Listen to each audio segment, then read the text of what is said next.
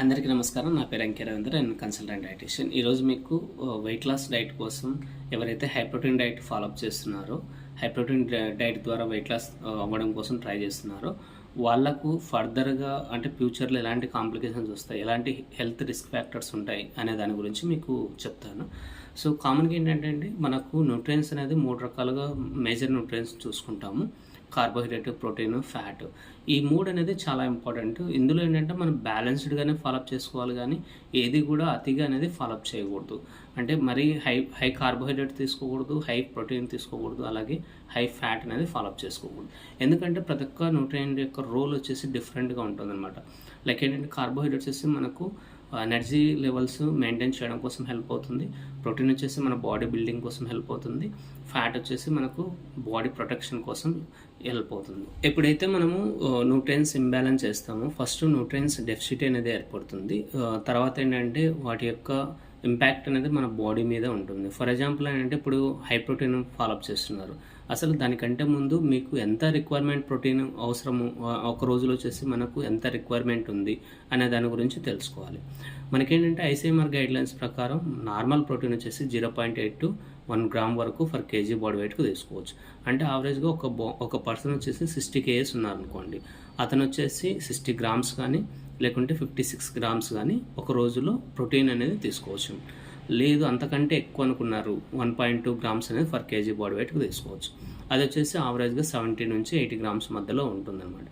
ఇలా కాకుండా కొంతమంది ఏం చేస్తున్నారంటే ఒక రోజులో ఒక పర్సన్ వచ్చేసి 150 గ్రామ్స్ పర్ డే తీసుకుంటున్నారు. అది వెయిట్ లాస్ కోసం.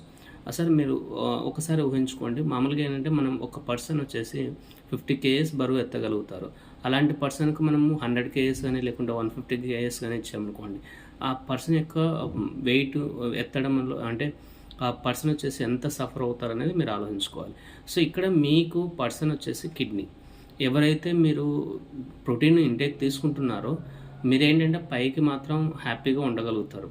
ఇంటర్నల్గా ఆర్గాన్ డ్యామేజ్ అనేది మీరు అబ్జర్వ్ చేయలేరు. అదేంటంటే పూర్తిగా డ్యామేజ్ అయిన తర్వాత మాత్రమే మీకు అర్థమవుతుంది.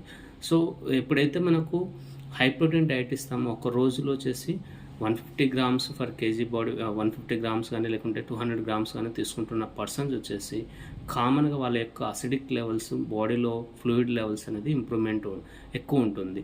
సో అది వచ్చేసి ఎండ్ ఆఫ్ ది పాయింట్ వచ్చేసి మనకు ఏదైతే వేస్ట్ ప్రోడక్ట్స్ ఉన్నాయో అది రిమూవ్ చేయాల్సింది వచ్చేసి కిడ్నీ అనమాట. ఎప్పుడైతే కిడ్నీ మీద బర్డెన్ ఎక్కువ అవుతుందో కిడ్నీ డ్యామేజ్ అనేది ఎక్కువ ఉంటుంది. సో కిడ్నీ ఫంక్షన్ ఎప్పుడైతే డిక్రీజ్ అవుతుందో మన బాడీలో వచ్చేసి ఎలక్ట్రోలైట్స్ కానీ లేకుంటే క్రియాటిన్ లెవెల్స్ కానీ యూరియా లెవెల్స్ కానీ ఇవన్నీ కూడా ఎక్కువ ఉంటుంది. కొంతమందికి ఏంటంటే యూరినల్ ట్రాక్ ఇన్ఫెక్షన్స్ కూడా వచ్చేదానికి ఎక్కువ ఛాన్సెస్ ఉంటుంది అన్నమాట. ఎందుకంటే కిడ్నీ ఫిల్టరేషన్ సరిగ్గా లేనప్పుడు మనకు యూరిన్ నుంచే ప్రోటీన్ యూరియా రావచ్చు, లేకుంటే యూరియా లెవెల్స్ ఎక్కువ ఉండొచ్చు, లేకుంటే క్రియాటిన్ లెవెల్స్ ఎక్కువ ఉండొచ్చు, లేకుంటే కొంతమందిలో ఏంటంటే గ్లూకోజ్ లెవెల్స్ కూడా ఎక్కువ రిలీజ్ అయ్యేదానికి అవకాశం ఉంటుంది. సో ఇలాంటి డ్యామేజెస్ అనేది మీకు ఒక 1 or 2 days లేకుంటే ఒక 1 month 2 monthsలో వచ్చేసి మీరు ఐడెంటిఫికేషన్ చేయలేరు. అది వచ్చేసి మనకు 1 year 2 years అనేది టైం పడుతుంది. అంటే కామన్గా ఏంటంటే ఒక 6 months 7 months కొంతమంది హై ప్రోటీన్ డైట్ ఫాలోఅప్ చేస్తారు. చూడడానికైతే వెయిట్ అయితే తగ్గుతారు కానీ ఇంటర్నల్గా ఎంత డ్యామేజ్ అయిందనేది వాళ్ళు ఆలోచించారు. ఇదొక పాయింట్. నెక్స్ట్ వచ్చేసి ఎవరికైతే హై ప్రోటీన్ డైట్ ఫాలోఅప్ చేస్తారో కామన్గా వాళ్ళు చూజ్ చేసుకున్న ఫుడ్స్ వచ్చేసి ప్యూరిన్ ఫుడ్స్ అంటాం అన్నమాట. అంటే నాన్ వెజ్ ఐటమ్స్ అనేది ఎక్కువ తీసుకుంటారు. చికెన్, చేప లేకుంటే మటన్ అనేది యూజ్ చేస్తారు అన్నమాట. సో అలాగే యూజ్ చేసినప్పుడు ప్యూరిన్స్ అనేది మన బాడీలో రిలీజ్ అవుతుంది. ఆ ప్యూరిన్ ఫుడ్ తీసుకున్నప్పుడు ఏమవుతుందంటే కిడ్నీ స్టోన్ ఫార్మేషన్ ఉండడానికి ఎక్కువ ఛాన్సెస్ ఉంటుంది. నెక్స్ట్ ఏంటంటే ఫ్లూయిడ్ యాసిడ్ ఓవర్లోడ్ అవ్వడం వల్ల మన బాడీలో కాల్షియం అబ్జార్ప్షన్ కూడా తగ్గేదానికి అవకాశం ఉంటుంది. సో కాల్షియం అబ్జార్ప్షన్ తగ్గితే ఏమవుతుందంటే ముఖ్యంగా బోన్ డిసీజెస్ వచ్చేదానికి అవకాశం ఉంది. అంటే మీరు ఇక్కడ ఏం చూస్తున్నారంటే హై ప్రోటీన్ డైట్ వల్ల మజిల్ ఇంప్రూవ్మెంట్ అవుతుంది, వెయిట్ లాస్ అవుతుంది మాత్రం చూస్తున్నారు. బట్ బోన్ డిసీజెస్ కూడా వచ్చేదానికి అవకాశం ఉంటుంది. సో ఇవన్నీ కూడా మీరు దృష్టిలో పెట్టుకొని వెయిట్ లాస్ డైట్ ఫాలోఅప్ చేసేటప్పుడు ఫస్ట్ మీకు ఎంత రిక్వైర్మెంట్ ఉంది, ఎంతవరకు మీరు తీసుకోవచ్చు, మీ కిడ్నీ ఎంతవరకు దాని కెపాసిటీ ఉంటుంది అనేది మీరు కరెక్ట్గా ఫాలోఅప్ చేసుకుంటేనే వెయిట్ లాస్ అవ్వాలి. అలాగే మీరు ఆరోగ్యకరంగా ఉండాలి.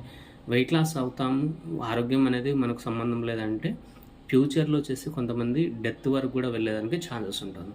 అంటే కొంతమందికి ఏంటంటే ఏం తెలియకపోవడం వల్ల కొంతమందికి ఏంటంటే దాని మీద సరైన అవగాహన ఉండదు. సో కొంతమంది ప్రోటీన్ పౌడర్స్ కూడా యూజ్ చేస్తారనమాట. ప్రోటీన్ పౌడర్స్ అంటే ఒక్కొక్కసారి వచ్చేసి వాళ్ళు తీసుకోవడం 20 గ్రామ్స్ 30 గ్రామ్స్ ఒక సర్వింగ్లో ఫుడ్ను 1 సర్వింగ్ ఫుడ్లో తీసుకుంటారు. సో ఓవరాల్గా మీకు కావాల్సింది 60 గ్రామ్స్ ప్రోటీన్ అయితే ఒకే సర్వింగ్లో 20 గ్రామ్స్ ప్రోటీన్ తీసుకున్నప్పుడు ఏమవుతుందంటే మీ కిడ్నీ ఫంక్షన్ మీద ఎక్కువ బర్డన్ అవుతుంది.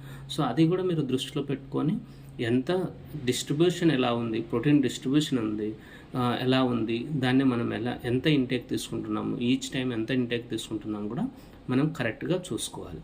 ఎప్పుడైతే ప్రోటీన్ కరెక్ట్గా ఫాలోఅప్ చేసుకుంటామో మీరు వెయిట్ లాస్ అవుతారు, ప్లస్ దాంతోపాటు హెల్తీగా కూడా ఉంటారు అన్నమాట.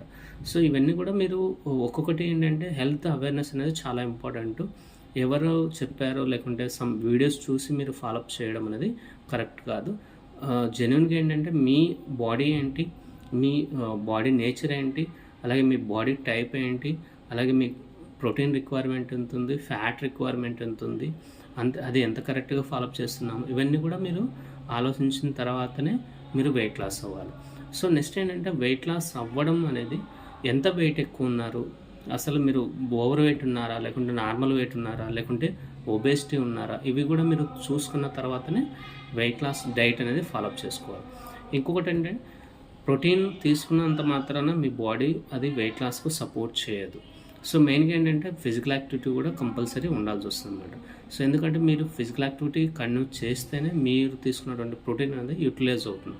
లేకుంటే అది ఎండ్ ఆఫ్ ది పాయింట్ వచ్చేసి కిడ్నీ మీదే మీకు ఎక్కువ బర్డన్ ఉంటుంది అన్నమాట. సో ఇంకా ఈరోజు టాపిక్ వచ్చేసి ఇదండి. మీకు ఏమైనా డౌట్స్ ఉన్నా కూడా నా డిస్క్రిప్షన్లో నా నెంబర్ ఇస్తాను, మీరు నాకు కాంటాక్ట్ అవ్వచ్చు. సో ముఖ్యంగా అండి, మీరు వెయిట్ లాస్ డైట్ ఫాలోఅప్ చేసుకోవాలంటే హెల్తీగా ఫాలోఅప్ చేయండి. మీ ఆరోగ్యం ఇంప్రూవ్మెంట్ అయ్యే విధంగా చూసుకోండి. అంతేకాని మీ ఆరోగ్యం అనేది అంటే ఇంకా ఇబ్బంది పడే విధంగా మీరు ఫాలోఅప్ చేసుకోకుండా చూసుకోవాలి. థ్యాంక్ యూ అండి.